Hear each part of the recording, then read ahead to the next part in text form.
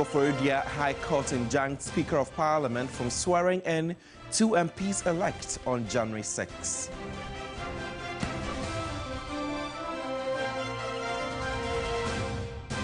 Also, the Ghana Education Service says reopening dates for senior high schools remains unchanged despite advice from heads of senior high schools for postponement.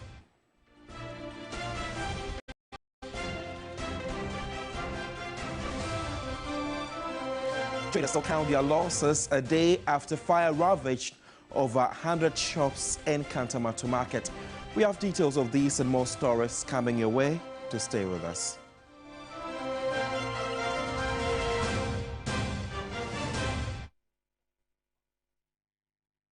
We are live on DSTV channel 279, also streaming across the world on Facebook at TV3 Ghana, where you can join us with your thoughts and comments.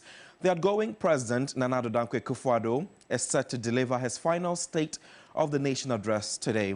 The President is expected to provide an update on the current state of the country, touching on various sectors of the economy and the country's debt portfolio, his achievements and failures, and also the security situation in Ghana.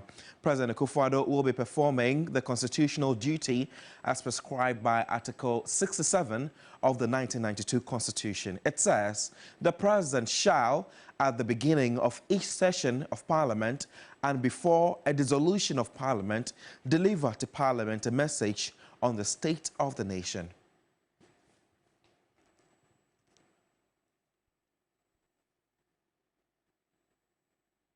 Parliament has approved over 68 billion cedis for government expenditure for the first quarter of 2025.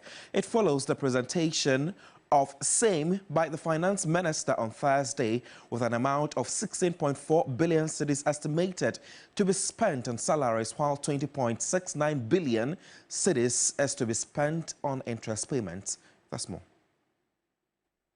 The committee respectfully recommends to the House to adopt this report and approve by resolution the sum of 68,134,674,527 Ghana cedis as expenditure in advance of appropriation for the first quarter, for January to March 2025, for the purpose of meeting expenditure necessary to carry on the services of government for the period January to March 2025, respectfully submitted.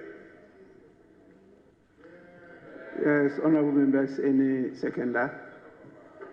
Mr. Speaker, I rise to second the motion, and just to add 2 more statements to what my colleague just said. On paragraph 5.3, the committee also noted that government has made available 20,691,523,500 Ghana cedis to make payments for the energy sector levy account, and also to make some payments to the independent power producers. Secondly, liabilities that will fall due, Mr. Speaker, has been catered for with an amount of 1.228 billion Ghana cedis. Mr. Speaker, in conclusion, I believe that this House has supported government to perform this constitutional duty, and we pray that it will go on and ensure that government activities are not interrupted in the first quarter of the year 2025. Honourable members, motion is moved and seconded. It's now for the consideration of the House.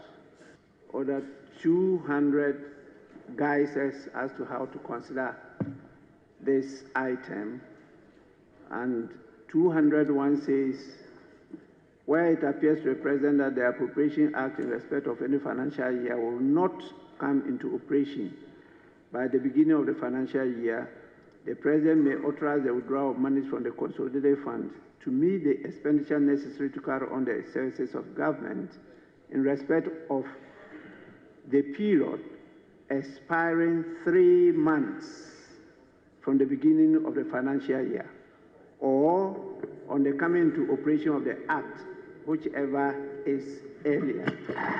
The expenditure, that is 202, the expenditure in advance of appropriation shall be with the prior approval of Parliament supported by a resolution. Supported by a resolution. And so what has just happened is the adoption of the report of the committee. And so I'll proceed to put a question on that, and then we will now have to do the resolution to make sure that we have granted a prior approval. So I put the question now. Those in support of the adoption of the report of the Joint Committee, say aye. Aye. Those against, say no. Honorable members, the ayes have it. The report is accordingly adopted by the House. We talk education now. The Ghana Education Service, GES, says the reopening date for senior high schools remains unchanged. A statement released on Thursday, just a day before the reopening date today, reminded students, staff, parents and the general public that the 2024-2025 academic calendar has not changed. The statement further indicated that primary and junior high schools will reopen on January 8, 2025. Meanwhile, management of GES says it is engaging the Ministry of Education for a speedy resolution of concerns raised by leadership of the Conference of Heads of Assisted Secondary Schools, CHAS. CHAS, in a letter dated December 20, addressed to the Ministry of Education, warned that a failure to address the financial constraints facing the schools before January 3 could disrupt the reopening process.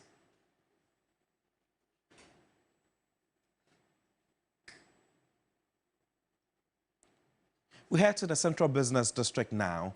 It's been 24 hours after fire ravaged over 100 shops at the busy market of Kantamanto, and traders continue to count their losses. Our reporter Armstrong Goldalogbe was at the scene of the incident last night to assess the extent of damage and reports. It's been more than 21 hours after fire ravaged this place, Kantamanto to be precise, and you see some people are still trying to salvage from the ashes. And surprisingly, I've also heard that one person has passed, allegedly.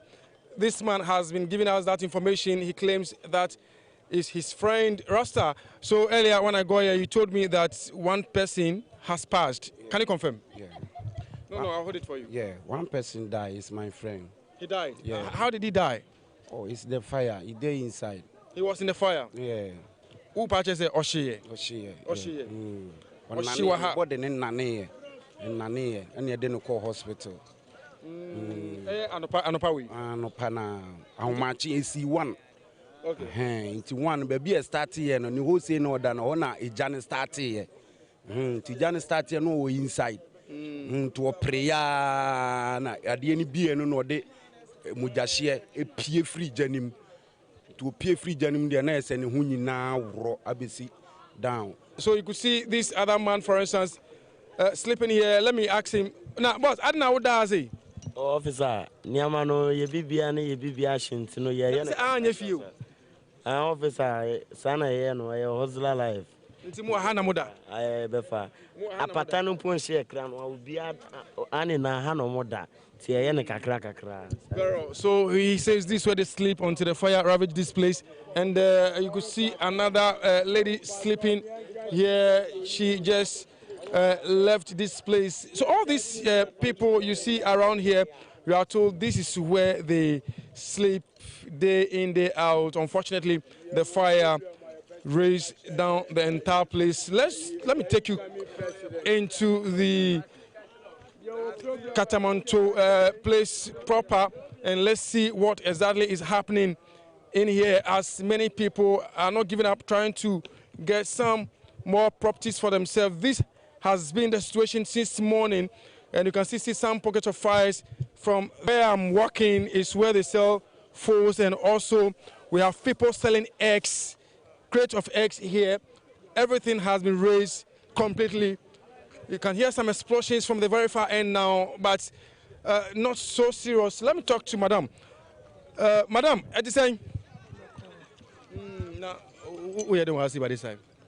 My partner, I'm going to Who do you know about that? But say you know. Maybe any dresses and go about a tray. It's about some about wedding. Maybe I say I'm pa. Say I'm pa.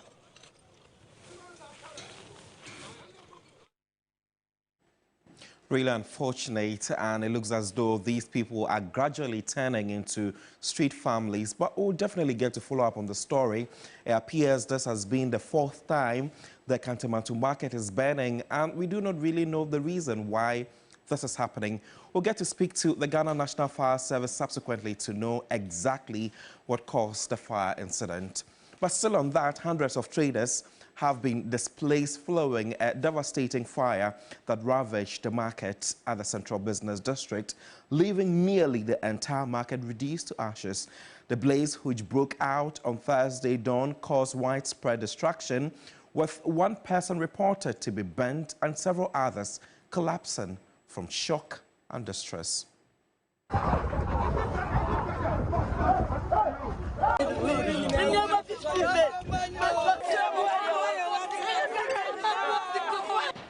This is Kweku, an eyewitness. He recounts how the fire broke out suddenly, catching many off guard. He first spotted the flames around 1 a.m. while buying food nearby. He and others managed to fight the fire at its onset, but then they heard a loud explosion that quickly escalated the blaze.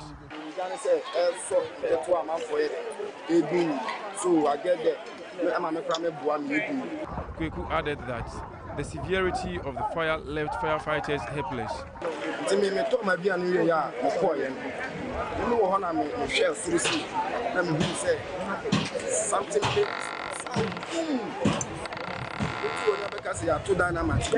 Despite the presence of 13 fire tenders, the fire are now blaming the fire personnel for their perceived negligence.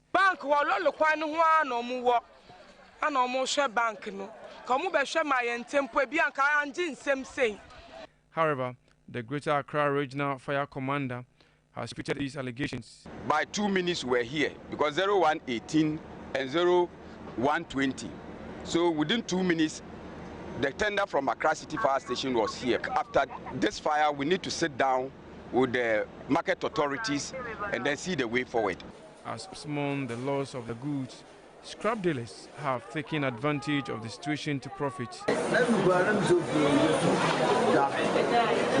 As smoke continues to billow over the devastated market, affected traders are left grappling with the heartbreaking loss of their livelihoods. Many are appealing for immediate support to rebuild their businesses, while others are calling for authorities to investigate the cause of the fire. The Greater Accra Regional Minister, Titus Glover, has directed security services to intensify investigations into the cause of the Kantamanto fire. The minister also called on the incoming government to find a way to compensate the affected traders once they assume office. This annual ritual is becoming too many. It's becoming too much. It's becoming too much. I can't even know how to express it. This is so bad, so miserable. Oh, the owners of this land is the Ghana Railway Corporation, Regional Coordinating Council, and the Accra Metropolitan Assembly. We have no one here. So when you accuse us wrongly, it becomes a bit difficult for us. We are here to empathize with the people. Every year, these things have been going on. And I'm asking my commander, what have been the help that we've been given? Because they're supposed to have night watchmen. And they should know that within this same period is where these fires, come along. So what have been the intelligence? What have they been doing in their night patrols and all that? Just like I indicated, we're definitely keeping an eye on this development, and we will follow up keenly to know exactly what caused the fire outbreak so it can definitely come to an end.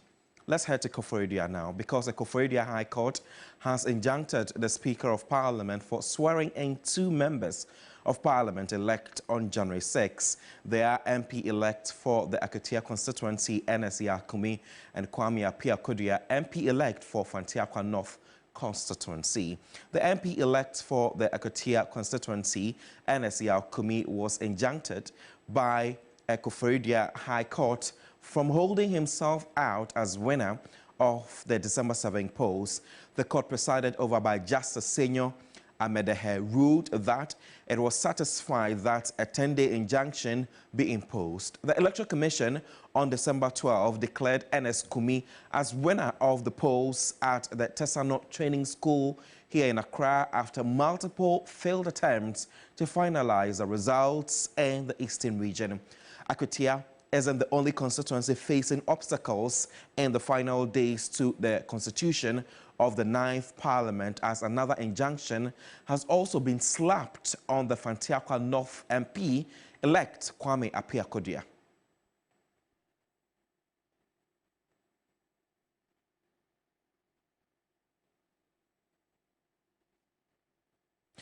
Meanwhile, Bernard Bediako Baidu, lawyer for Henry Yadomi, the NDC's parliamentary candidate for the 2024 elections, has been speaking about why the injunction was meant to be. Even when he's on the verge of being sworn in, the court can still injunct. Even, you remember the sequencing case, even if we are in parliament, you can still be injuncted. But in this case, they were asked to do online registration. My understanding is that the in-person registration starts today, whether it started or not. But my information is that, you see, following the Supreme Court decision, the EC withdrew the gazette that they had sent to the Ghana Publishing Company. As I speak to you, I do not have confirmation that that gazette has been restored or taken back to the Ghana Publishing. It's a lecture situation, but at the end of the day, what is most important is that the court has ordered that all who matter, all who are involved in this matter should not recognize NS Kumi, who is the candidate for MPP. They should not swear him in, they should not gazette, they should not admit, they should not even call him MP-elect. This is for 10 days per the law, and that is what the law says. After the F2 MP Alexander Afanyomake has been announced as the minority leader of Parliament. This comes after NPP's National Council voted to retain Afanyomake alongside his deputy Patricia Appiah as caucus leaders.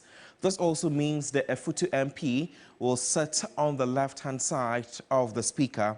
His work will be complemented by Frank Anodompre as Chief Whip, Habib Idrisu as First Deputy Whip, and Jerry Ahmed Shaibu as Second Deputy Minority Whip.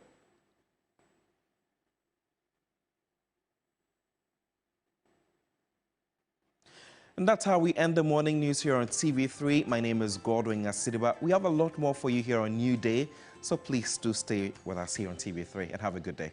See you.